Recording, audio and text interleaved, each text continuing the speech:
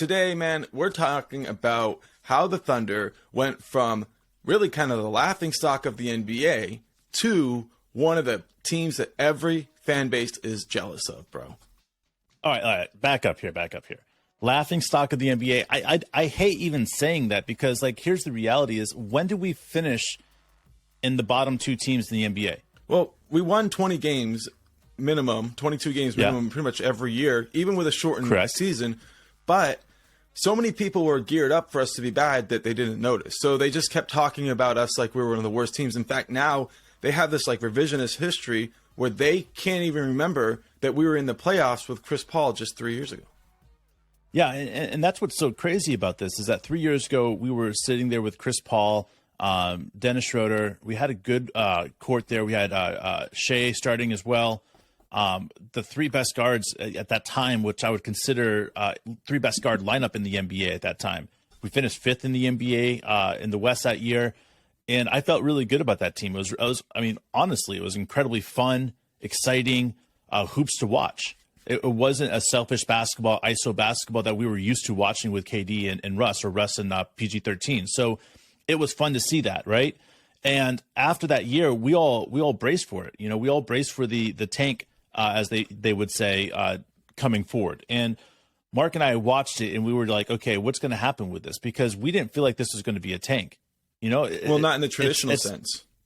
Yeah, like you can't say what Sam Presti has done is tanking. I'm sorry, you just can't. You can say equivalently he has rebuilt the Thunder in 2 years. And if you think about that, okay, a tank job, right, takes multiple years, and this is something we've talked about a lot. You're going to spend multiple years, you know, selling your draft picks that you just picked up that aren't good enough.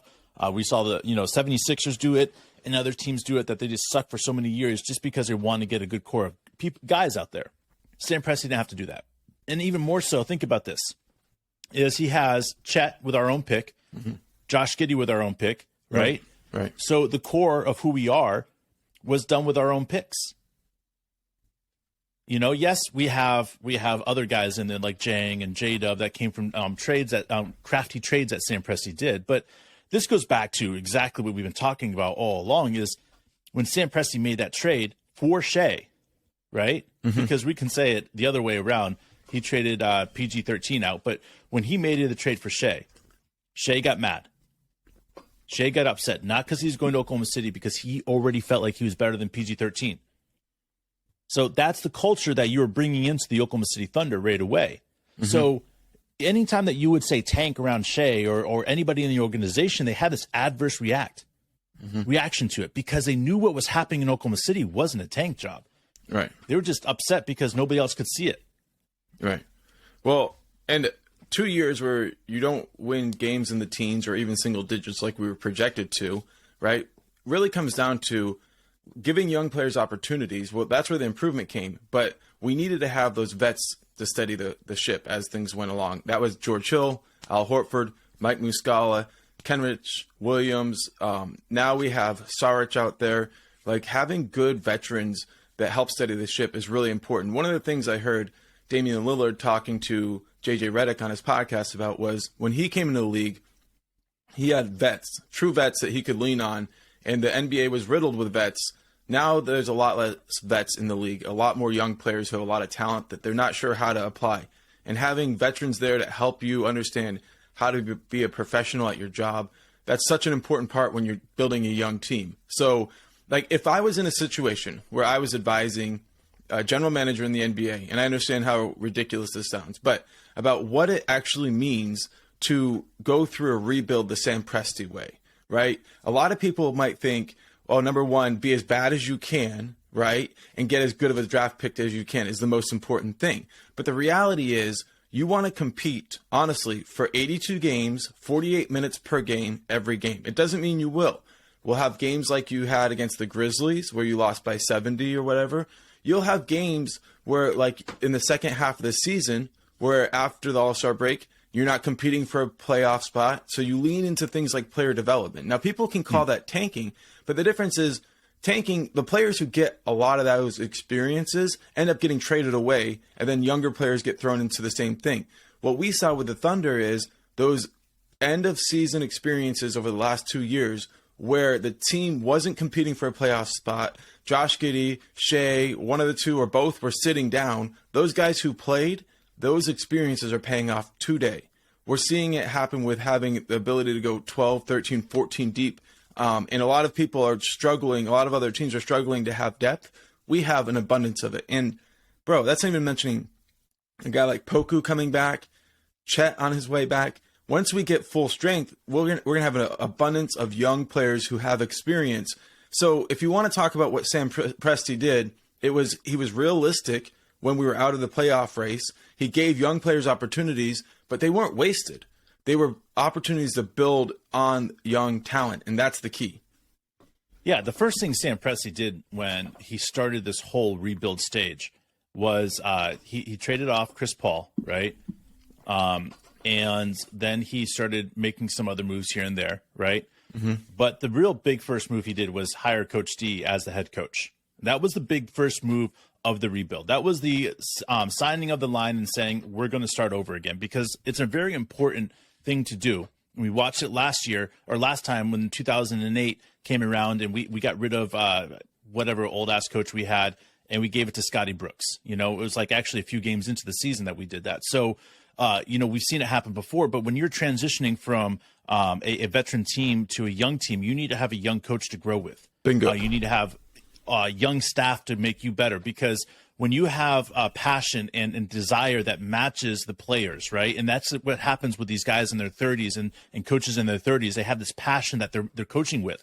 They're able to relate with those younger kids, younger guys, and they're able to teach them at a much quicker rate. It's like having veterans in the locker room at all times with these guys. So what Oklahoma City Thunder did was they got really young in the coaching staff. They got young men and coaches that were going to be able to relate to the players and get them producing at the high level. They worked with Shea. They worked with all these other guys to understand exactly what they needed in that coaching locker room and in the locker room. And it's really impressive to me is because when you're rebuilding and doing things properly, that's the first step you have to make. That's the first step you have to take, right? Everything else is building onto that foundation. And Sam Presti knew that. So when you're getting the coaching staff and the right coaches in there, and then all of a sudden you're developing the players, it shouldn't be a shocker to the rest of the NBA that the Thunder are taking J-Dub and turning him to one of the greatest rookies that we've seen in a very long time. It's no surprise that Shea's turning into one of the better players and having one of the best seasons as a 24-year-old that has ever played the game. It's not a surprise to people. This shouldn't be a surprise to people, because what's happening in Oklahoma City isn't normal.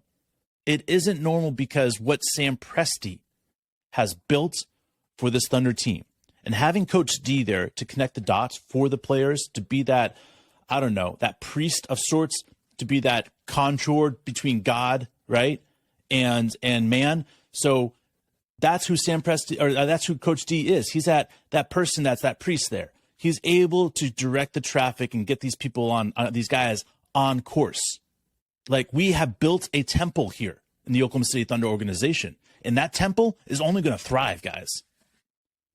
Absolutely, man. And when you look at it, a lot of people would say talent is the most important element that you inject into your temple, if you will, right? But the reality is they get confused, right? Okay, I like it. I like what you're saying, Hart, right there. But listen, they get confused. There's a difference between high draft picks and talent. Now, a lot of times they go hand in hand.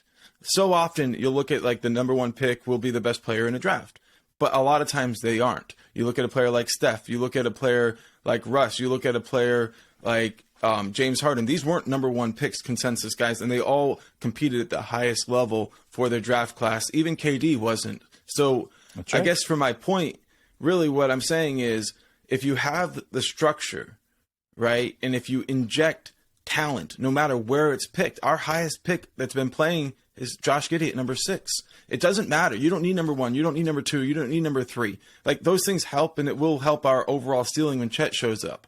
But the reality is, if you want to get back in contention, talent is more important than draft picks. But talent that's willing to work hard is what you can build your entire fucking organization around. It's why Shea's been the star he is. It's why J-Dub has a chance to be the star that he does. It's why Aaron Wiggins is the fucking star that he is in his role. It's why we look at this team and we go down the list. Jay Will, Saric, these guys, it's a character, right? It's an element of playing hard and doing your job at the highest fucking level.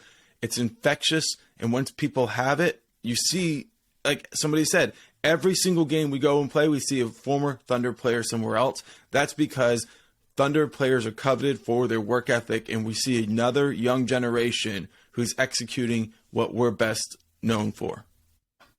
Man, and it's so powerful because if you look at the organization and you look at the people around the organization, and that's the city, that's the fans around the world, you start understanding why Sam Presti picked these young men. I mean, think about it. Australia, man, some of the greatest and most intelligent people on the face of this planet, bro. I mean, seriously, their basketball knowledge, guys, and I've been blown away by their basketball knowledge for a while now, but basketball's still a young sport in their country. And they're like, they understand the game in such a beautiful way.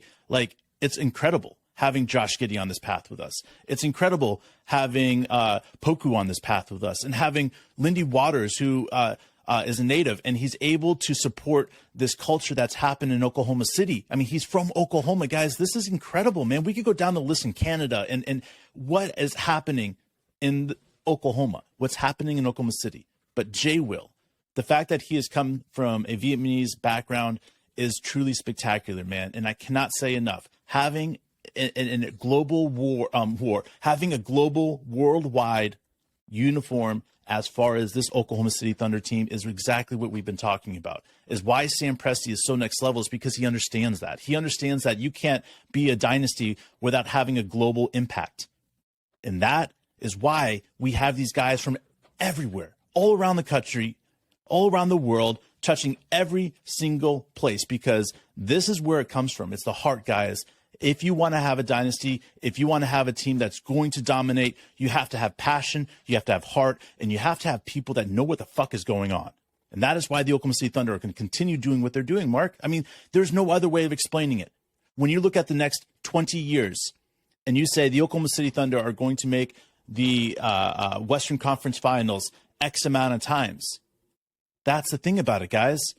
You can't look at the future and say the Oklahoma City Thunder aren't going to make the Western Conference Finals at least 7 times in the next 20 years. I mean, think about that, guys. Think about how much basketball that means we're going to be able to watch. Think about how many wins we're going to be able to absorb. Think about this, guys. This is the most powerful thing that we're ever going to be able to do right here, is watch this team mature and become excellent. We've heard Sam Presti say it so many times, bro. Hard work conquers all. That's the state motto in Oklahoma. That's the team motto. And that's really what we've seen happen. Yo, we appreciate you guys. If you guys want to hear how we were able to come back against the Suns from being down 10 in the fourth quarter, tell them what to do, Dave. You click that right there, baby.